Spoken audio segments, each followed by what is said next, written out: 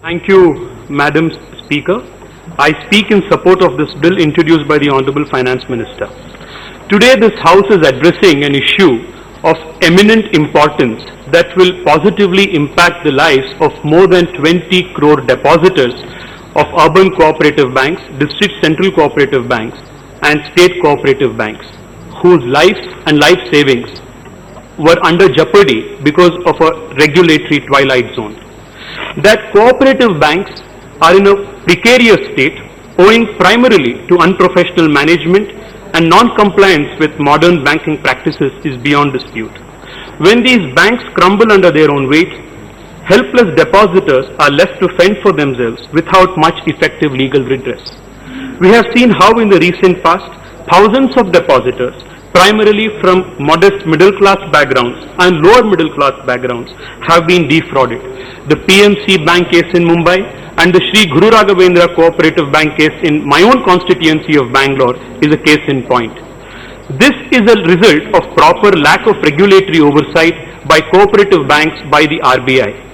For all these years, despite cooperative banks performing solely banking functions, they were not fully accountable to the RBI. However, strangely, the opposition does not seem to be keen on cleaning up the mess in this sector. And their opposition to these reforms stands on shaky and spacious grounds. The first opposition is on the ground that this parliament lacks legislative competence to enact this bill and that this is against the federal structure. The argument does not hold water for the following reasons. Madam, the third proviso to Article 243 ZL Clause 1 states that provisions of the Banking Regulation Act 1949 apply squarely to all cooperative banks.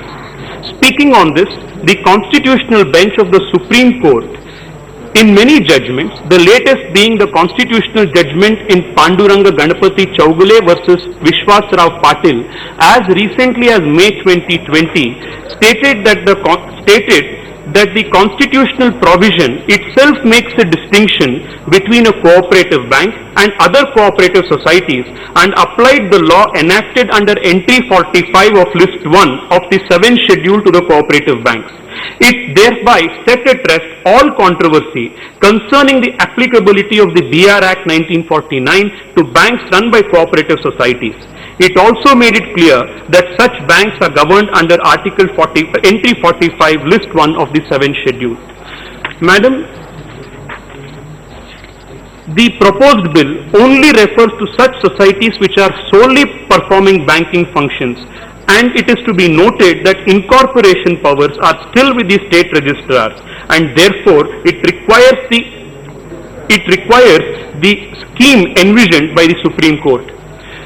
It is also pertinent to note that just like how banking companies are registered under the Companies Act but are governed under the BR Act, the cooperative societies performing solely banking functions will be incorporated under the respective states' Cooperative Societies Act but will be governed in their banking functions and connected management functions by the BR Act. Therefore, this area of law is no more res integra, and I would want to urge the members of the opposition, many of whom are learned lawyers, to appreciate the Supreme Court's reasoning on this. Madam, the second ground of attack is that the proposed amendment debilitates the cooperative banks and dilutes their fundamental cooperative features. But we must first understand how cooperative banks are different from other cooperative societies which are not involved in banking. Cooperative banks are strictly not cooperative in nature as they mobilize funds not only from among their members but also from the general public. This is not the case with other cooperative societies. This is the reason why cooperative banks are barred from performing non-banking functions. Also, cooperative banks are controlled by shareholders who are also members of the society, but depositors are not always members of the society.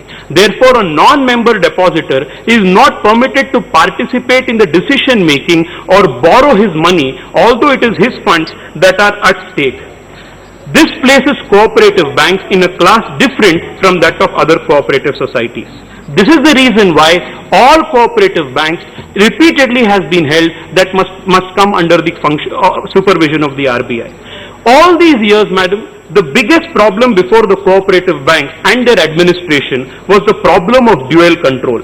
While urban cooperative banks came under state RCS and the RBI, district central cooperative banks came under the NABARD and the RCS. The Madhav Rao Committee of UCB in 1999 had highlighted the problems of this dual control regime, and I would want to quote few lines from the report. It said, "Perhaps the most significant factor which adversely affects the performance of urban cooperative banks and prevents timely and adequate remedial action to prevent sickness is the dual control over the urban cooperative banking sector.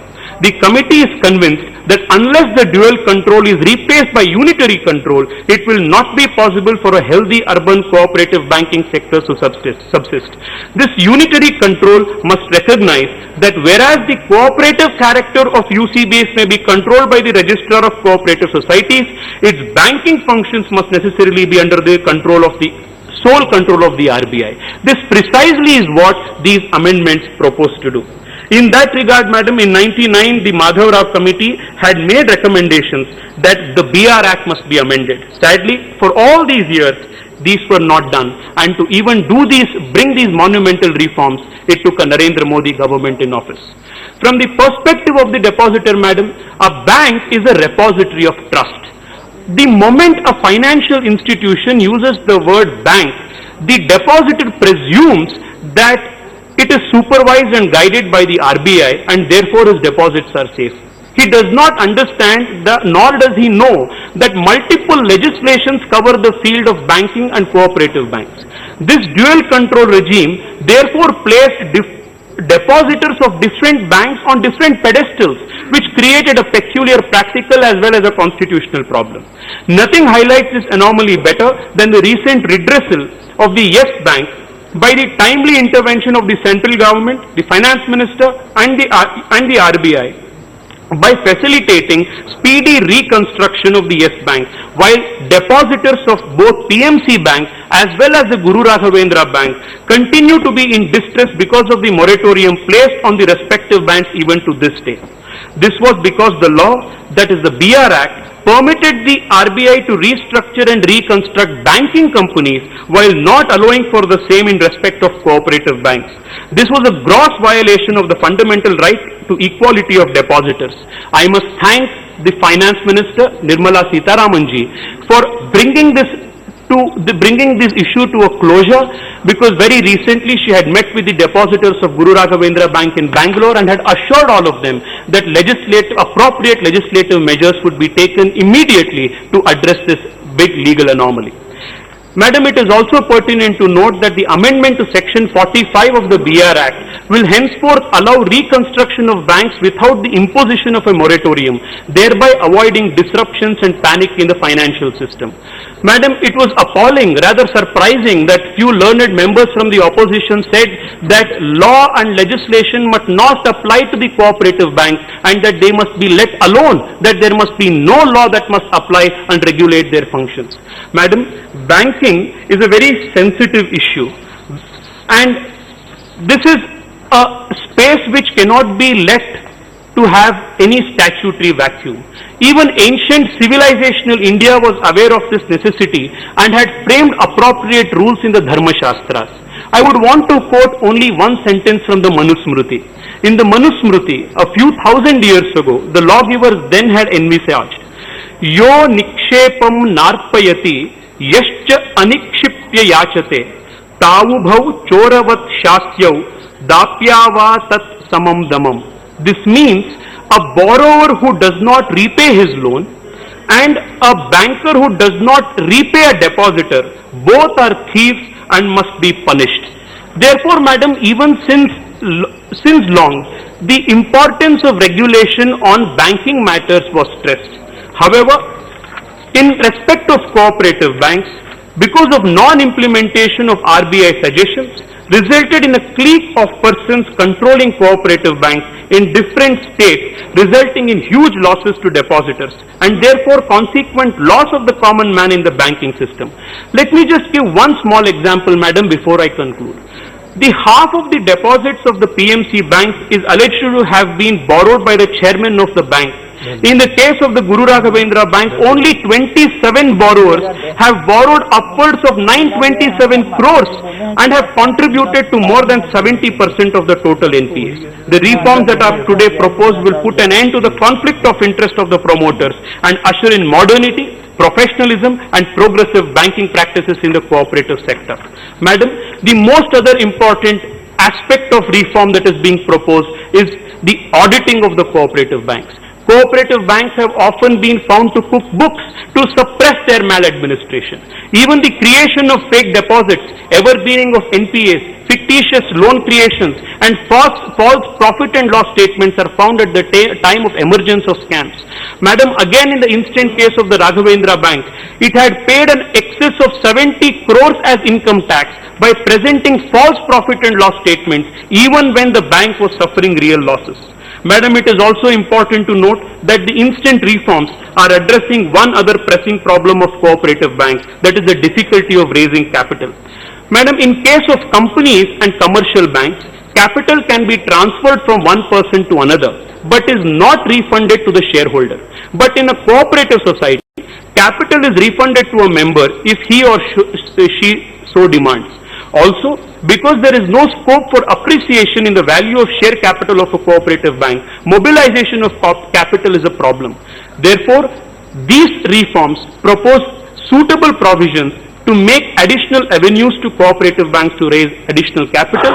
At the same time, it must be appreciated that the new avenues for raising capital are provided without compromising on the fundamental cooperative principle of one member and one note.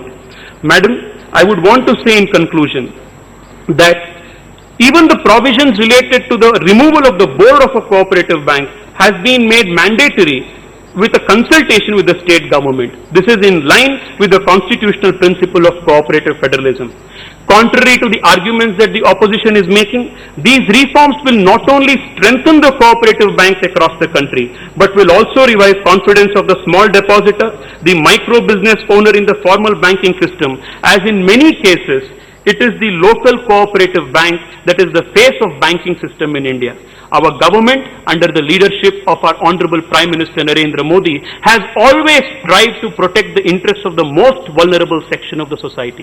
These reforms today, Madam, which are historic in nature, will help the state strive towards achieving Mahatma Gandhi's goal of enabling and empowering the weakest of the weak and the poorest of the poor. I thank Honorable Finance Minister Nirmala Sitharaman for bringing this very important bill. Thank you so much for the opportunity, Madam.